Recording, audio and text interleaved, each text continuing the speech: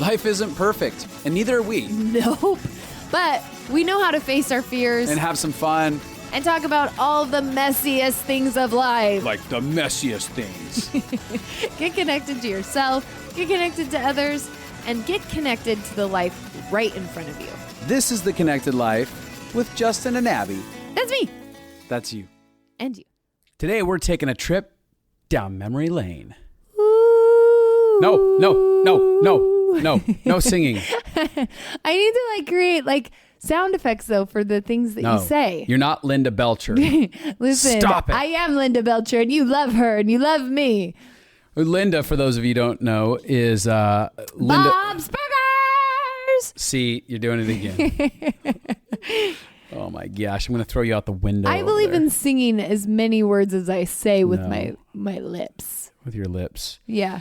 So today we're going to go down. Sing and say. I'm going to end you. Bob's Burgers is the best show in the world. You never said anything about Bob's Burgers. You just threw it out there and then moved on. Oh, Bob's Burgers is one of our favorite shows. Linda, the mom, is delightful, but she's also obnoxious in all of her singing. So it's like you love hate her. You don't love hate her. I only love her because she is me, the essence of me. Yeah, So if you haven't seen Bob's Burgers, you should definitely watch that. It's so good. It's such a fun, about a good happy family, show. good connected family. Mm-hmm. But we want to take a trip down memory lane. Earlier, when we first started the podcast, we do. We started the podcast telling you guys about our love story. Yes, we did. We get so many people who are like, start at the beginning, because it really is a better podcast if you start from the beginning. Yeah, you get to kind of get introduced to us and whatnot. And recently we've had some people come to us and be like, we want to hear about romance and relationships and long-term cultivating romance and things like that and partnership. And we're gonna get into some conversations about that. Not necessarily in this episode. We're going to get into partnership in this episode. But in this episode, we want to take you back to the actual wedding that we never told you about. We kind of left you on a cliffhanger. Ooh, goody. Where we said, we'll tell you about the details of our wedding at some point. Yep. But we moved on from there. That point is today. Yeah, it's happening right now. Lucky you. Buckle up your seatbelts, kids. This is pretty much the dream of your life. Yeah, you're about to go on a wild ride. The dream of your life. If that was a dream of their life, that's sad. I know. I've been waiting for this for 6 months. I was laughing at how ridiculous it was. Yeah, but you just went right over it. Yeah. So we want to take you and give you the details on that and some of the things that we did because we learned a lot. We did. We learned a lot and we like breaking rules. What? Yeah. And I think that rules were meant to be broken. Yeah. I mean, some of them are good. Like don't murder. Yeah, it's a great rule. It's a good rule. But there are some rules that are meant to be broken. They're cultural rules. So often we live by these cultural rules of how we should behave and how we should conduct our lives.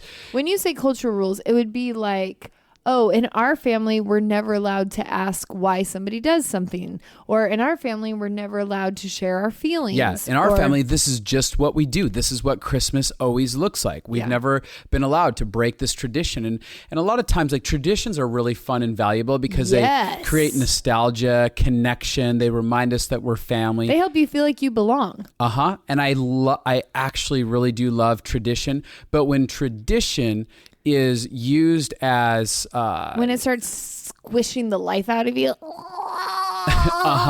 Strangling. I was strangling myself. The stranglehold. Yeah. But a lot of times people live life according to traditions where the tradition actually becomes a stranglehold on their throat rather than something that brings them life and joy and pleasure. I'd say we see this a lot in culture. Right now it feels like there's a lot of freedom from tradition, so that's really cool. When I was growing up, it was much more like this is what you do. But everybody, even though now we're breaking the rules, we always break the rules with new rules. Yes. So it's like, I'm going to break these rules and create a bunch more. Yeah. Well, now you don't have to be married by 20. Because when I was growing up, you're married by 20, 21, 22. If you're married past it, it's late. But now it's if you're married at 40, it's fine. So it's a different rule. But now it's if you get married at 20, people think you're idiots. Right. So the rules have changed. Like, why would you get married young now? Whereas before it was, why would you wait to get married? Or if you had sex at one point outside of the context of marriage at one point, you were just a whore. Right. But now if you don't have sex. If you're not whoring around, you're a prude and there's something broken about you. Yeah, yeah. And so it's a pendulum swing culturally on traditions and what's right and what's wrong. And again, I value certain traditions, but we got to ask ourselves, why am I doing this? And is this conducive to who I am, my heart? Is this conducive to where I want to go? Creating a healthy culture, whatever that happens to be. Yeah, absolutely. So when we talk about challenging rules, we're talking about challenging rules that are keeping you from life, not challenging rules that are meant to help protect your life. Yeah. Yeah. So inside of that, as we were approaching marriage, we had previously told you, again, if you haven't listened to it, go back. It's the first couple episodes we talk about. Our engagement story is awesome. Mm-hmm. So we get engaged March 22nd. And we had this idea that we were going to get married in August. Yeah, August, I think like 31st. Well, I don't know. Does August have 31 days? No idea. I don't know. August sometime. And I don't remember. What was the shifting point that... Oh, yeah, that's right. One day, Abby suggests... this great idea. I'm like, you know what, Justin? The worst idea ever. We should quit our jobs and take off on a road trip around the U.S. with an unknown amount of time and just go where we feel like we're supposed to go and stay as long as we feel like we're supposed to stay. And you about had a heart attack. And we did a whole episode on that part of our journey as well, which is awesome. And so when I came up with that idea, in order for us to make that work, we knew we needed to just jump in and do it. Like it was the best way for rent and our jobs. We got to make this happen. We got to make it happen. So that was April 27th that we had that conversation, or April 28th, one of those days. Yeah, it was probably April 28th. Yeah, April 28th. And that day is when we decided to get married in May. May 31st. So we had a month to plan a wedding. Yep, and I've got to imagine people are having massive whiplash.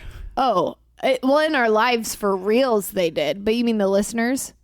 What do you mean? No, in our lives. Oh, yeah. They had a complete meltdown because we had been broken up. We'd been broken up. We started dating. So we broke up and everybody thought Justin broke my heart, which you did. I mean, your heart was good in it, but it was still, you broke my heart. I'm a heartbreaker, ladies. Heartbreaker. So March 1st, we start dating and everybody's like, I don't know about this.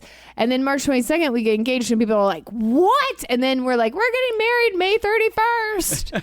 It was a little bit rough. I don't necessarily recommend this. I can only imagine the conversations all of our friends were secretly having behind our backs. I'm probably. I mean, I would actually like to investigate. Like, what were you guys all? You guys were talking trash. Yeah, they were. I'm sure they were. That's so real. Yeah.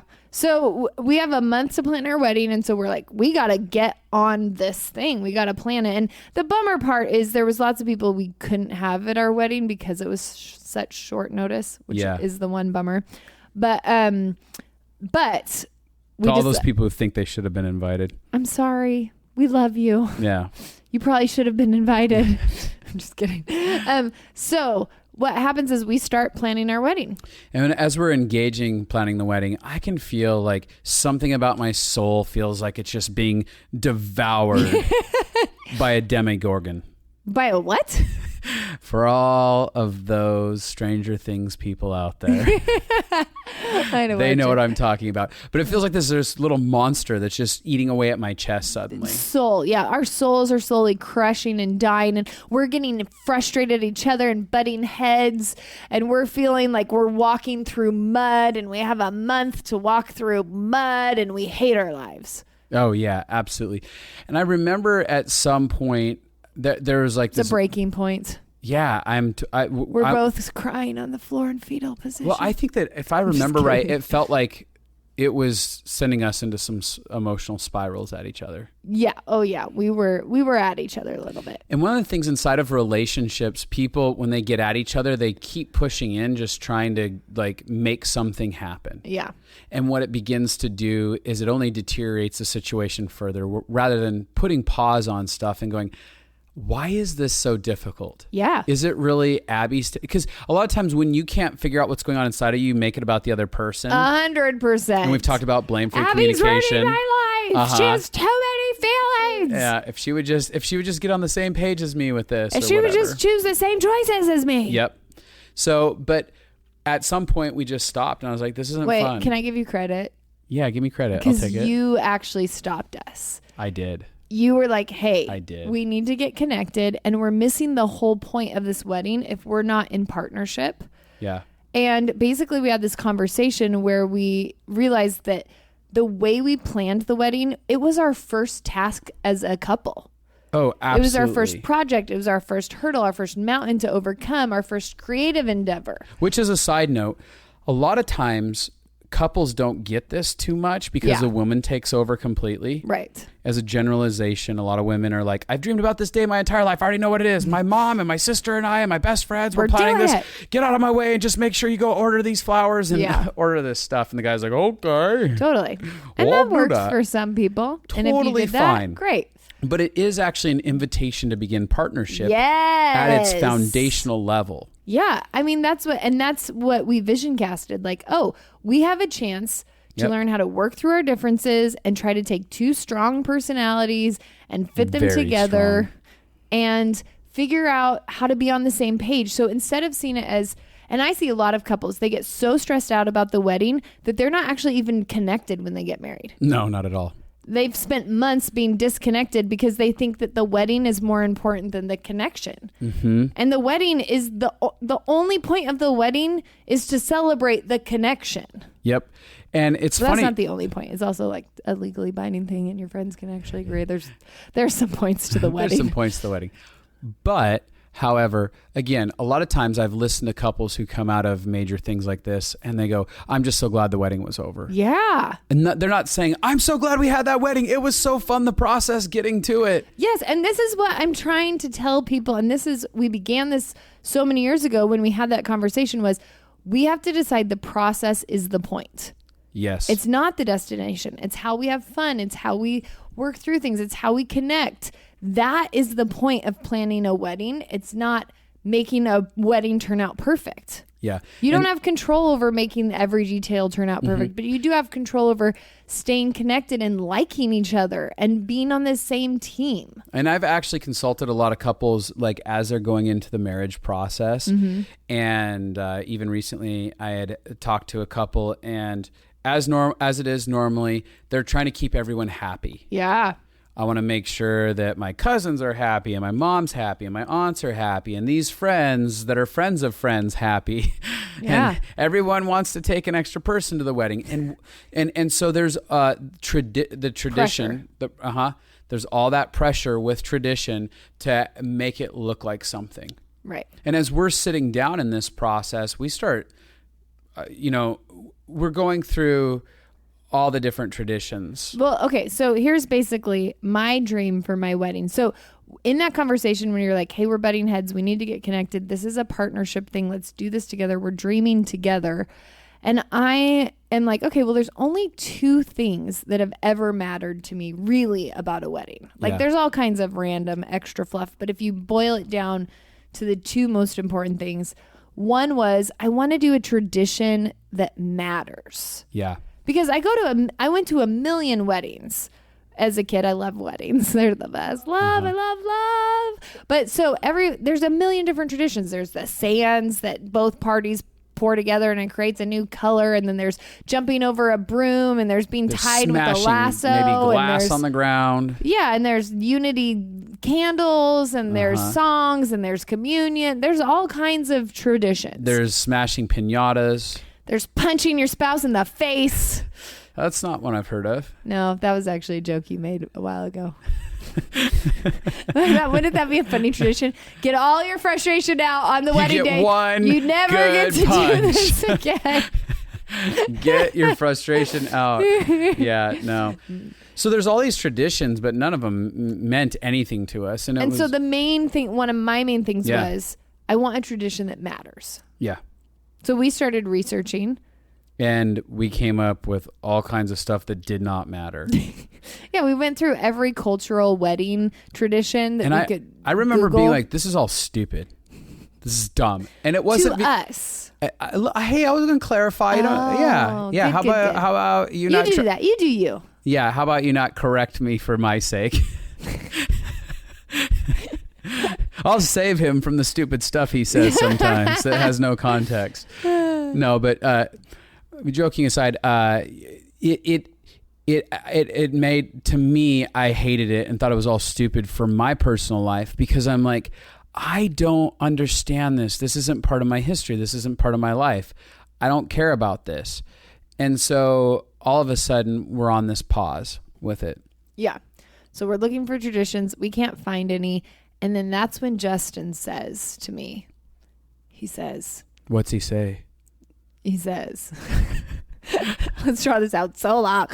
He says, well, I don't even care about a wedding. I would have just gone to the justice of the peace. And then she goes, oh my God, I don't care either. I would have totally gone to justice of the peace. Yeah, the idea of planning something felt so overwhelming, and very small, but we paid for our own wedding. So I was like, between trying to figure out what to do for our budget and figuring out how to do it, I was like, it'd be easier. But so we went to Justice of the Peace, and that's the end of the story. I hope you like it. All that build up for nothing. What a disappointment. But we didn't go to Justice of the Peace. No, because people had already bought plane tickets. So we were trapped into making a wedding. We have to do this wedding. What are we going to do? So what started to happen was we let go of all the pressure to create a wedding altogether. Yep. And we just sat back and I said, let's connect to our hearts and let's ask ourselves, what do I really want? What is me? Whatever comes up, I'm going to do that. Mm-hmm.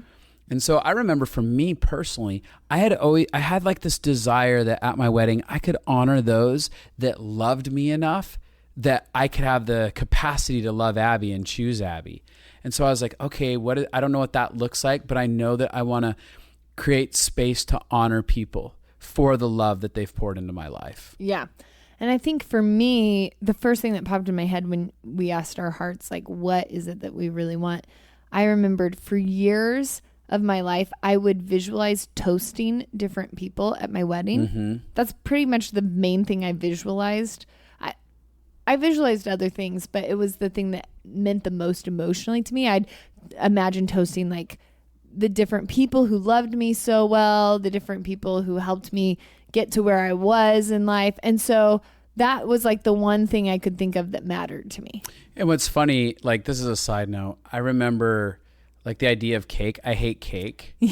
And Abby and I, can I share this now? This little side story of what we had at it. So everyone always has cakes and stuff. Yeah. But Abby and I would bond cake. Over eating the best cherry pie ever created on the face of the planet. Ever created. And I can use the word ever. Abby uses ever a lot. I use the word ever seriously. Legitimately, the specialty shop, and we'd always go have a piece of this cherry pie. It was like a favorite thing we did when together. we were dating, and we would talk about all the things that we loved, and we'd connect, and we were so lively inside of it. And I was like, I want my cherry pie. Totally. That's what we're going to have. We're not going to have cake. I will have cherry pie because that means something to me.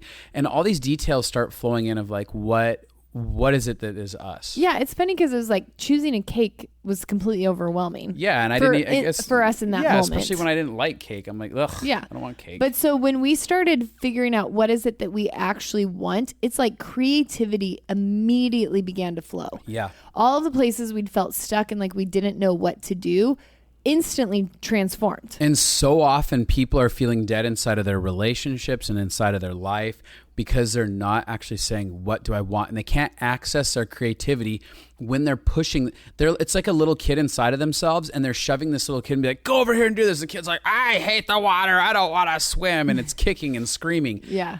And so it's not until you get in that flow that the kid goes, this is the best thing ever. And we should do this and we should do that. And that's where life gets birthed. I don't know. That kid analogy lost me.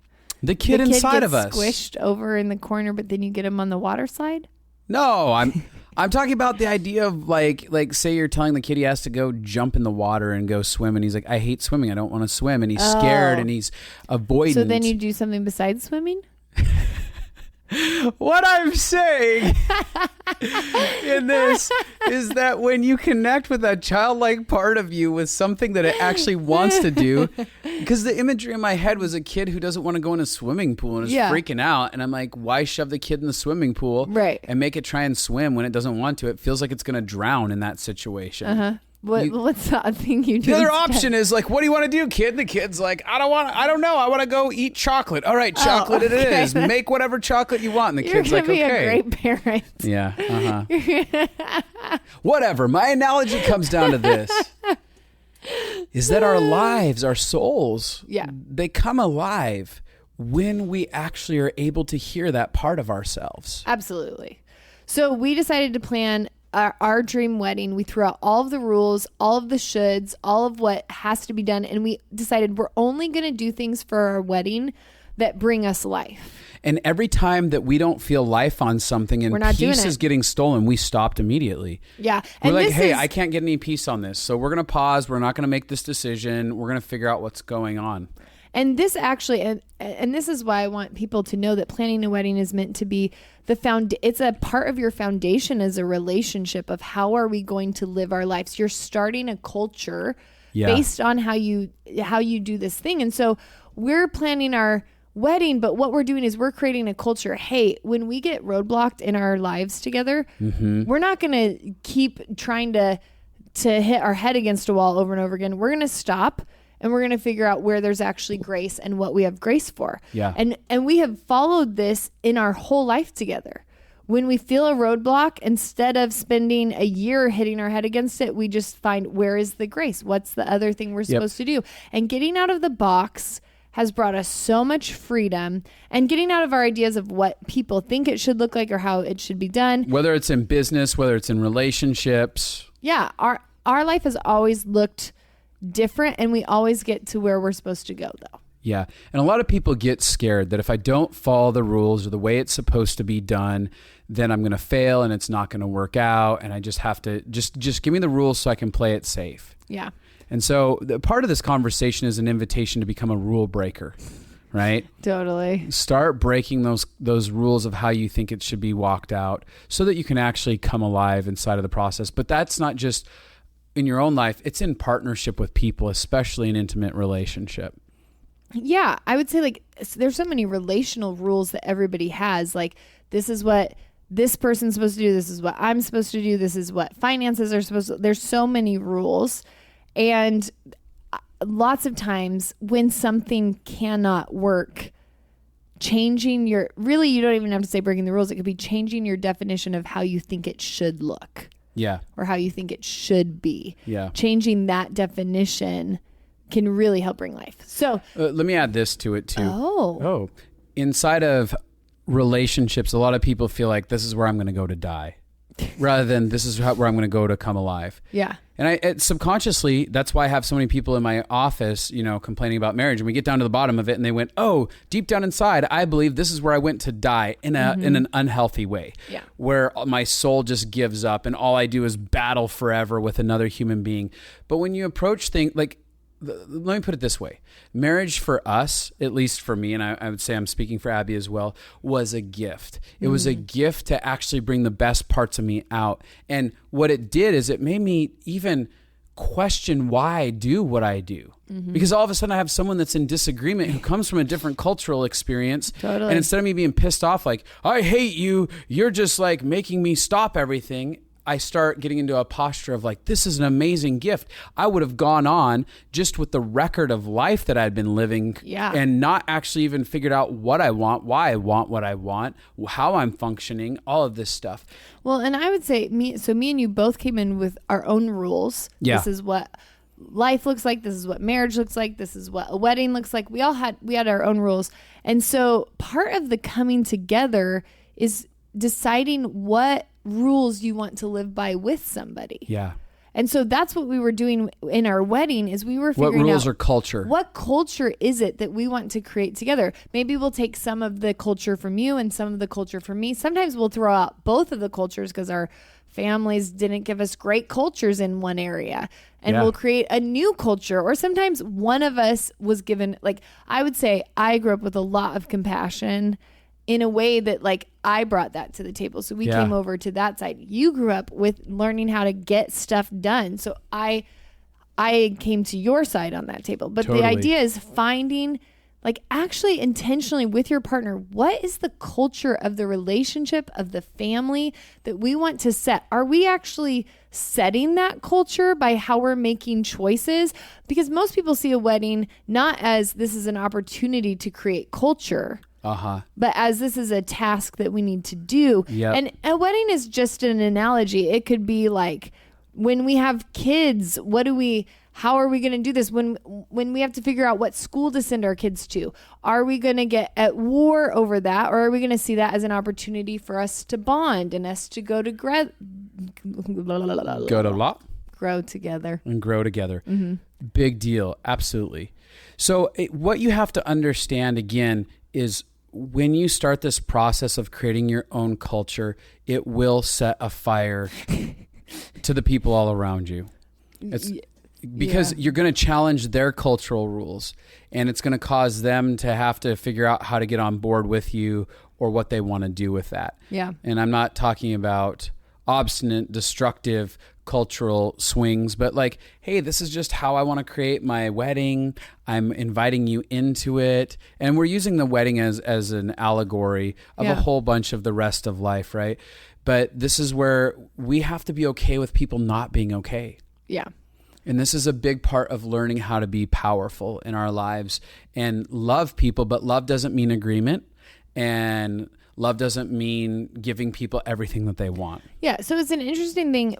I think we should jump into actually saying, so what we did for our wedding. Totally. But you'll hear that there's some ways we didn't care all what people thought, but there's other ways that we deeply were wanting to love people. Yeah. And there's a way to do that where you're not selfish and I'm going to do what I want and who cares how it affects you. Exactly. Because that's an extremism. Yep. But where you're also not being a people pleaser and that's living for them. And life is about balance. I think that if there's one thing people walk away from with our podcast, the Connected Life in general, I'm talking the whole thing, that I would hope that they don't figure out another way to create more rules for their life, but they figure out a way to create balance. Yeah. Okay, so we'll just talk you through what we decided for our wedding. It was magical. It was awesome. Yeah, I would say, and everyone that was there agreed that it was one of the most magical things they'd experienced. Oh, now, coming into it, though, one of your cousins, who was just as sweet as can be, really wanted to help get this wedding put together. Yeah. She didn't get that opportunity. I'm pretty sure that pissed her off. And I love her because I know she's listening. I love you. I love you. But that's my opinion. Well, I mean, there was lots of people who got frustrated for lots of different reasons. Yeah, I'm sure she wasn't the only one. All of them. That's not the point. I want to share what we did for our wedding, not talk about the people we pissed off. No, but what I am saying. We already said it. Mm-hmm. You don't need to say it again, Mr. Repeaty McGee. I'm not Repeaty McGee. What I am saying is that when we began this, because I'm talking about what we did for our wedding, there wasn't anyone else getting to co-plan in any of it. And usually that's something that bridesmaids get to do and they get to jump into is participating in that. We can't explain it without just explaining it. What I am. No. Then you explain what you think is explanation, because I'm starting the explanation process. No, they're just listening and they're like, what is happening? Whatever. You go. You're killing me, Smalls. You're killing me. Biggs. Biggs? I don't know, Biggs. Yeah. Okay. Go. Oh, now? What? Why would you interrupt me if you don't want to go? Okay, so this is how we did our wedding. We decided instead of sending out invites, which this was also practical because we had a month, but we decided instead of invites, having to find them, having to mail them, getting everybody's addresses, that sounded horrible. We just text invited everybody to our wedding. It was awesome. We sound like horrible millennials when you say that out loud. It does, but back then it was like kind of cool. We are horrible millennials, though. No, we're not. I'm not. We're at the beginning of it, Okay, so we send out a text message to everybody, but we don't tell them a location. We just tell them a date and a time, and we say we're getting married. Wear something that makes you feel like you. Yeah, that makes you feel special. Dress code is this. You will get you will get the day of it. You will get an address to go to. Reserve this time to get there. Let me tell you, people lost their minds. Oh yeah, what am I supposed to wear? I don't understand. Should it be casual or should it be dressy? Because I would like to wear pajamas, but what if no one else wears pajamas? I'm like, well then wear pajamas. The goal is do something that feels like you. What I love is that no one like came. I mean, they all decided to look nice. They definitely decided to look nice. Yeah. But no one took us up on that. Yeah. Fully, because I think they were too scared. No, people did. Like people were. There's a variety of things that people wore. Nah, that's true. Probably. Yeah, I don't know that you remember. Okay. What people wore. I do actually. Do you? Yeah, I do. Man, we're dragging this out for people. Yeah, go. Okay. Okay, so we text invite everybody, and basically we decided to plan a wedding that is a surprise to everybody. Yes, so no one actually gets to be involved in the creation of it. That's why my cousin was sad, because she was looking forward to the bonding process, which is I fair. actually think is a great bonding process. I think so too. But because we wanted it to be a surprise. She was actually really sweet and really helpful. She was like, I'm going to help do all this. Yeah. I'm like, no. We got to do it. So people get a text invite, and so they end up showing up to there's an event center in LA that we had, and we had people, what we had them do is they all lined up outside the door. So it was kind of like a club that you had to line up. Let me back up. So we have this room inside of this event center, and we have decorated this room. Now, my mom did get involved that day, and a couple people she's awesome. in the decoration. They had come early. Yeah. And they helped decorate inside of that room. I think you were having a meltdown somewhere, maybe, or getting ready. I don't know. No, I was getting ready, and I was You were definitely having big meltdown. Things. I think. No. Not on the wedding day. The day's coming up to it. We both had big meltdowns. We did. I did have a very big meltdown that morning. Yeah, I just want to share this as a side note. I was losing it that morning. I didn't know it was an early onset panic attack. Totally. 100% it was. I was like, I don't know what I'm doing. And then I had all my friends gather around me, and I like couldn't get through whatever was going on inside me, and they all like sit and talk over me and start praying for me. And then I break down, I think crying that day. Oh yeah, sobbing. And then I felt good. I'd been feeling really alone in the process or something. It was some emotion of alone. Imagine that you felt alone when we planned our wedding alone. Exactly. Weird. No, but I think you felt alone about the idea of getting married and it feeling like a really big thing. Yes. And like, oh my gosh, this is huge. Yeah. And then my dad had a really beautiful moment with me where he sat me down and started telling me how he was proud of me and how I had what it took. And he gave me a father's blessing, which was really powerful. Yeah. I think that is basically what helped like crack you open. Yeah, that's totally what cracked me open. So. And it was really good because I had felt you before that, and you were real shut down. I was. You were real. Just the few days before the wedding, I was like, oh my gosh, where did he go? What's happening? Is he going to be like this forever? Oh yeah. And in the beginning of our relationship, everything you did, I was like, is this going to be forever? Yes. Absurdities for both of us. I did the same thing with you on things. So we end up, we have this special room, and we have everyone line up outside the room, and they're like, what is happening in there? What's about, there was this buzz, this energy in the air. Oh yeah. Because everyone knows there's not a pastor marrying us. This is not conventional. We have no bridesmaids. We have no groomsmen. Yep. We have like none of the things you would expect. They're all lining up, wondering what's happening. And me and you this is one of my favorite moments, is the whole room is like lit beautifully and there's music playing, and we haven't let anybody in yet. And we just got to get down on our knees together. Yeah. We're sitting in the middle of this room. And we just get to invite the goodness of God's love into the space. Oh, it was so magical. Like it felt, there was what would be language for it? A thick presence of love. Yes. Well, it was so tangible. Physically, we could feel the tangible presence of love around us. Not just human love, but like this God's love all around us. And it was like a moment that I wanted to stay in forever. I didn't want to leave that moment. It wasn't just a moment with you. It was a moment with our Creator, and it felt magical. Yeah, it was incredible. So then after that, we got up and we had we called people in 2 by 2. We picked them out 2 by 2. And as a side note, how we have the room set up. Let me just describe the room. We have a U-shaped table that's it's multiple tables put together in the shape of a U so that people are sitting and there's kind of like a central location for people to see you at. And at that table, we're going to eat dinner. We're going to facilitate the ceremony. And we have like this snack bar and some drinks off to the side for people as they come in and start mingling. Appetizers to kind of just start it out. Because here's why. Because I was like, we're going to do everything that I hate. Like, we're not going to do anything I hate about weddings. I hate being at weddings and being hungry. Hate it.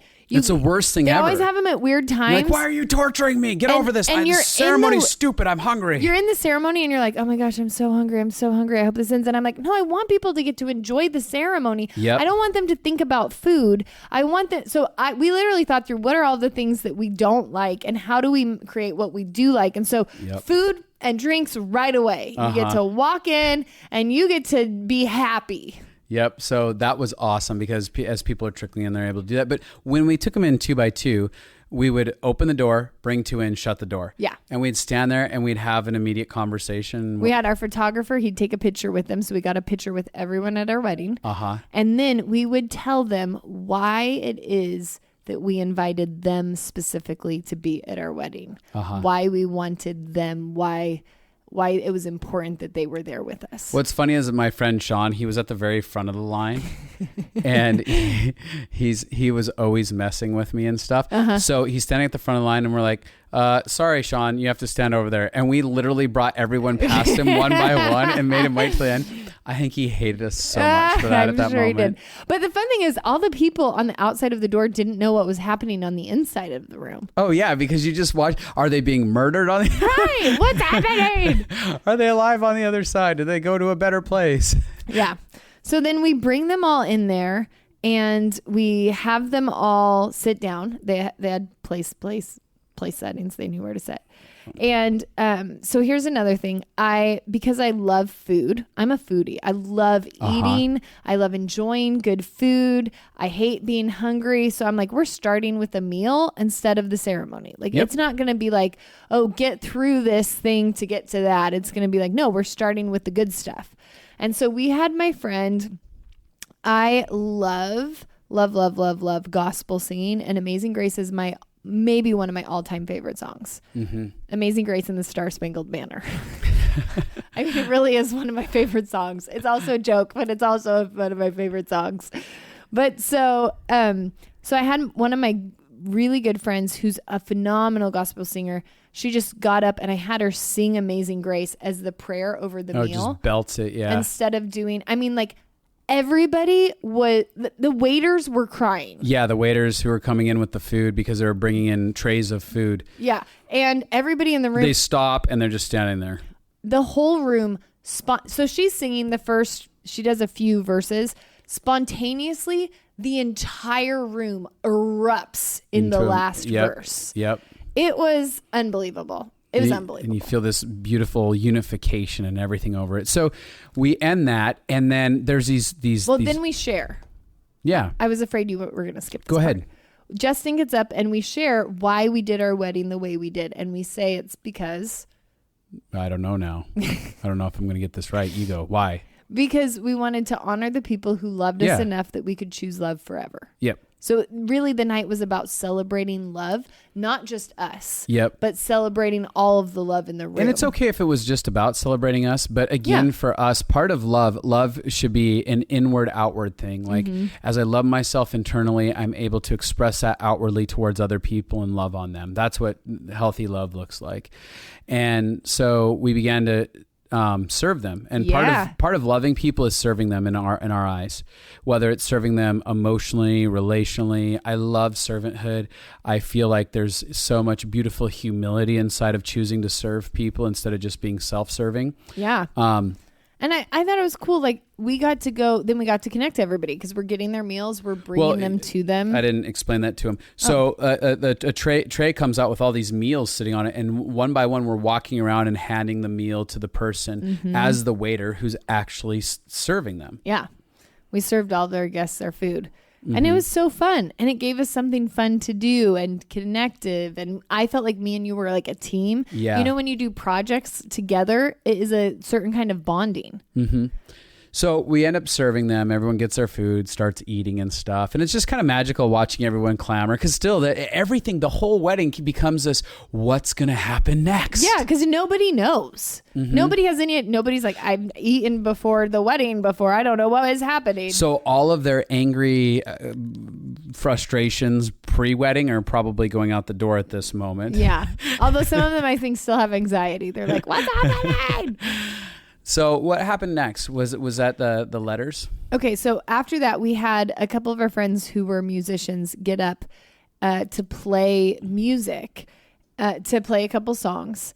And what we had done is when we had thought about how we wanted to love the people who loved us, we decided to write every person like a 2 to 4 page letter. Yeah, about how they had affected us, what we believed to be true about them, and what we saw for their future in their life. Favorite memories we'd had, ways they'd impacted us, and what we believed were good things coming for them. So taped under every person's seat was this letter, and all of a sudden we're like, under your chair is a letter specifically written to you. Now here's how it goes back to your kid analogy. Yeah. That I was joking around making fun of you with. Uh-huh. But basically, like, it was way more work for us to write a million letters. Well, 50. Yeah.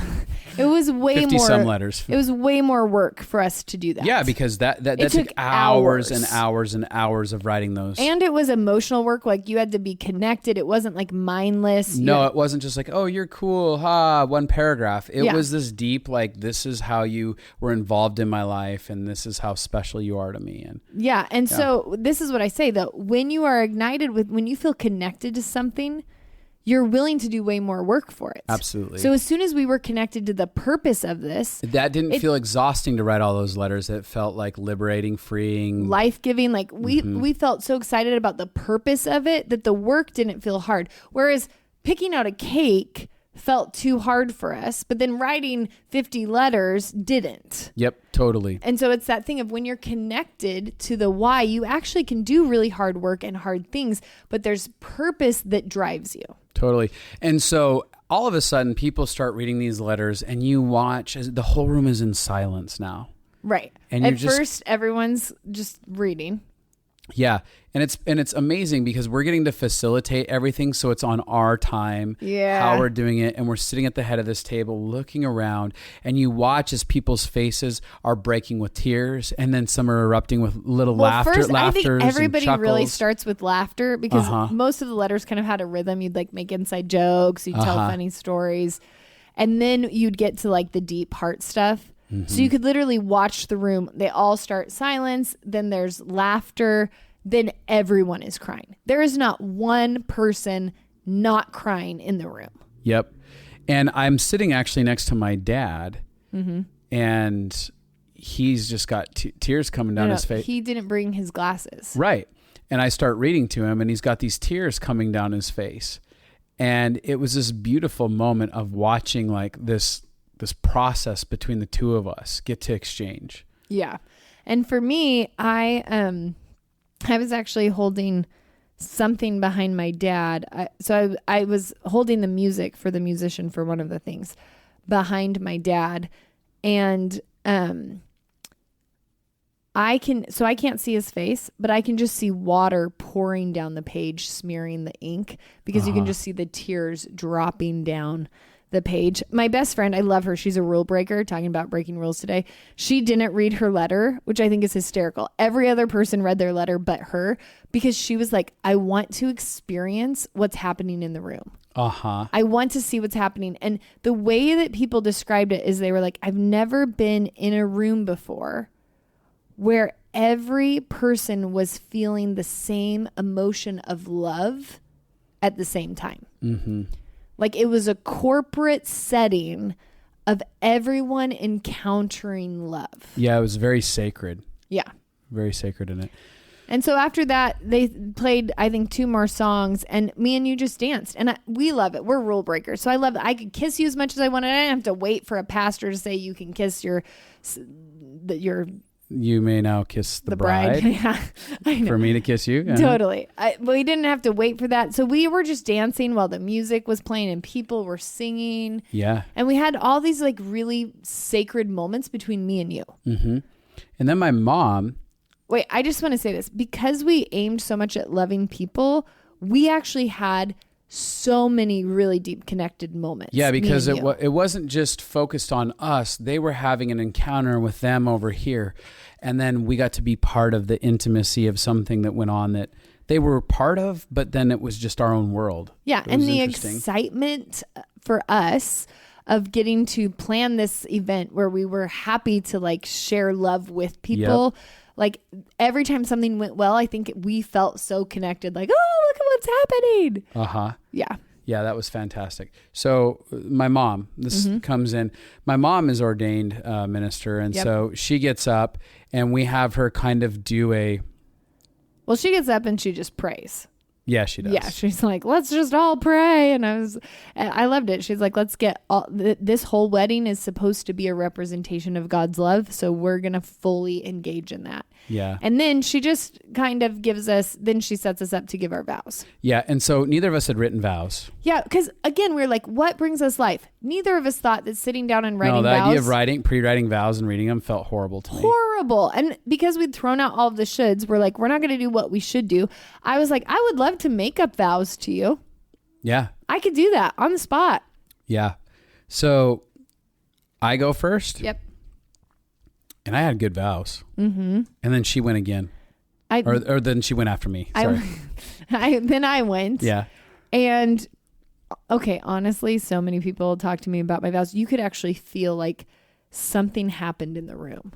It felt like the presence of love and redemption and hope came into the room. Now, our vows were also like really cheesy. Like I think I sang a Grease song to you in our vows. Yeah, a piece of Grease song. Yeah, Grease. And I told you that I would love you no matter how often you wore assless chaps, because that's what you'd worn for your bachelor party. And like it was like all over the place. It wasn't like... It was funny. It was heartfelt. It was a blend of everything. But it was sacred. When I gave my vows, there was a sacred presence that came into the room. And it was like you could feel the whole room experience it. And so obviously I beat you at vows. No, you didn't, because I went again. So I said, that's it. I'm going again. You actually said, I'm not letting her win. I did. I'm not letting her win. My first round was great. Totally. My second round was unbelievable. It was thunderous. Yeah. I let you think you win. So I think it was at that point after that our friend Colin sang.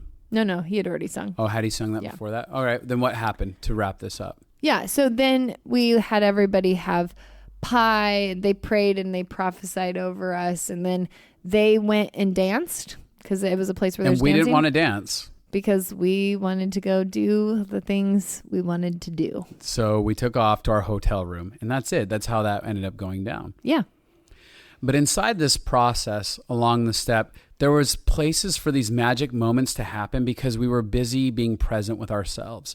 Mm-hmm. There's so many places in life where we miss out on the magic of life because we want to control things, because we want to please people, because we want it to look a certain way. We want it to come out, like even when it comes to weddings, you think about how many people are like, it has to go off this way, but you miss out on the adventure and you miss out on the spontaneity that actually creates life. And it's only when we sever our relationship with control, the need for control and the need to people please, that we can actually fully be who we're made to be. Absolutely.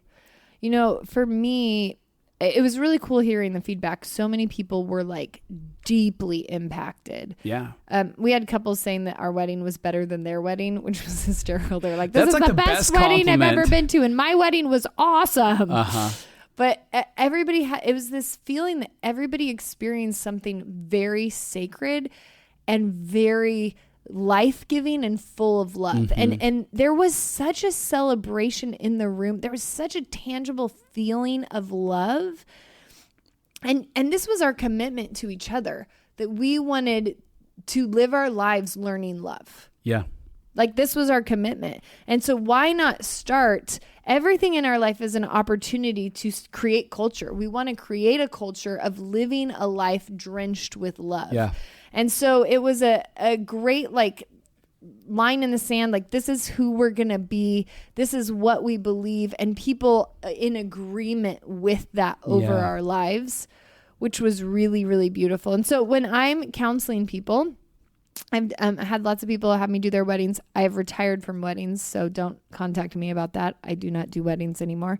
But every time somebody came to me, I was like, listen, I'd say, what do you want for your wedding? And they'd be like, well, blah, blah, blah. I was like, I'm not doing that. I'm not doing anything in that unless you can tell me why that means something to you.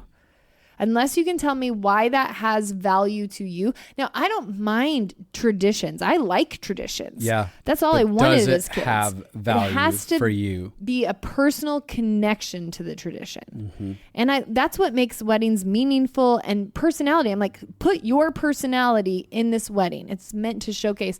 So we had, they were on this podcast, Marcus and Brianna, at their wedding. I challenged them, I think 2 or 3 times. They came back to me and I was like, no, that's still not, you've got to find something that means something.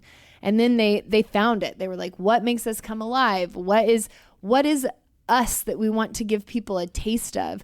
And so he loves Bob Goff so much, who's all about like Bob Goff is incredible. The adventure and the gifts. And so what they did for their wedding is they did a raffle. They bought all of their favorite things. So they bought their favorite books, they bought their favorite watches, they bought their favorite gift cards to their favorite stores. They bought extravagant gifts, lots of them. Yeah, they did. And then they raffled them off to people because they wanted to start their wedding with giving away and loving people. Yeah.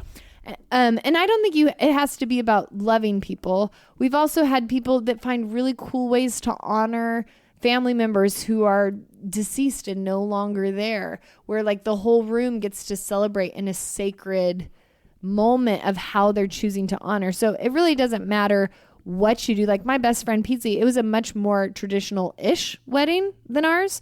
But like her husband wrote the music for her entrance. Yeah. And she did an entrance that, I mean, it blew us all away. We were all undone by the entrance to her wedding. So. And I think that when people come to me and they'll ask questions basically along the lines of what's the meaning of life? Right. And it's what you give it. It's the meaning that you give it. Yeah. Why am I doing it? What's the meaning to what am I doing day to day, year to year, from the job that I do to the family that I'm running as a husband, as a wife? What meaning am I creating for my life? You get to create the meaning and the purpose of what it looks like. And a lot of people are just floating by, letting life happen to them, and they're letting relationships happen to them rather than being deliberate about creating partnership and dreaming together and building those dreams. And so that's part of the invitation inside of this episode, is to step outside of your box, is to find what is meaningful to you inside of your story, inside of your journey that you want to create. Now, the truth is, during that journey, there are times where it's like, I can't fully create what I want in certain seasons. Yeah, even like with our wedding, we paid for it all. So it was on a budget. Right. P.S. I found my wedding dress the week of my wedding. Isn't that a miracle? That was a huge miracle. But inside of it, you made meaning out of something where we had lack and limitation. We found meaning inside of it and found a way to make beauty out of it. And there are places where people are waiting until they are a certain age or they have a certain amount of money, where I'm like, you can start defining and creating meaning right now. Absolutely. So this would be our homework for you. And that's the thing. A lot of times we have tasks we have to do. Like we needed to get married. That was a thing. And we have like, I need to get this done for work. Okay, well, what is a way that I can use my creativity to get the same thing done that I need to? Or what? I mean, we do this all the time. Like I remember in one job, I had to plan parties every month, and I'm not a party planner. Well, actually, I'm pretty good at it now, but I wasn't before this job. So you had to do a party every month. And so what I did, instead of like, I'm just going to try to make cool parties like everybody else, I'm like, well, what sounds fun to me? Like what would make planning 9 parties not sound awful? And so I came up with ideas of things that didn't sound awful. It's one of the ways I came up with a food fight. It was a lot of work to plan that party, but it was because I had found something that made me come alive, that I loved doing. And so it's thinking outside the box to figure out whatever I'm facing in my life, what are ways that I can bring my joy, my personality, my fun into it to create the life that I want now. And this is how we learn how to come. This is part of learning how to come alive.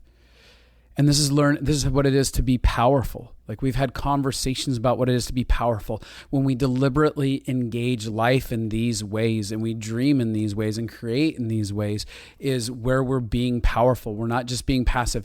Even like we said just a minute ago, we didn't have a bunch of money, but we could actually engage it. We didn't have to go into massive anxiety and be like, we don't have enough money and we can't have what we want. And no, it's so terrible and it's horrible and it's not fair that other people, like, you could go into total victim mentality, or you go, this is what we have. How are we going to make this beautiful? You get to be our powerful. wedding was way more magnificent than people who have like $100,000 to spend. Yep, absolutely. And it was the a heart once of in a what was lifetime experience. Yeah, 100%. Unbelievable. So, my other homework for people is, if you're a couple and you're facing anything, maybe it's like we're broke and we're facing that. Instead of using it as tension and frustration, be like, how do we get to define our culture through the obstacle we're facing? Absolutely. Whatever obstacle, maybe it is our child has a learning disability. Okay, how do we get to define how we're going to choose to show up in life? How we're what we want our family culture, what we want our legacy to be while we're facing this thing. Let's use this as practice to set in motion who we want to become. Yep. So you can either let life happen to you, or you can happen to life. Anyways, thanks for joining us today. We had so much fun getting to share this part of our life. And if you had some fun wedding that you did non-traditionally, send us a shot of it and tell us about it. We love to hear about it. And you can email us if you want at lfa@stumblconsulting.com and share that story with us, or you can share it on social media. Yeah. Also, lastly, but not leastly, we are going to do a marriage and relationship online course. So if you want to be a part of that, email lfa@gmail.com. Nope, sorry. At stumblconsulting.com. I don't know our old email address. lfa@stumblconsulting.com. If you want to be a part of that. We're still filling in some of the details, but we will put you on the waiting list for that information. Yep. All right. Peace out.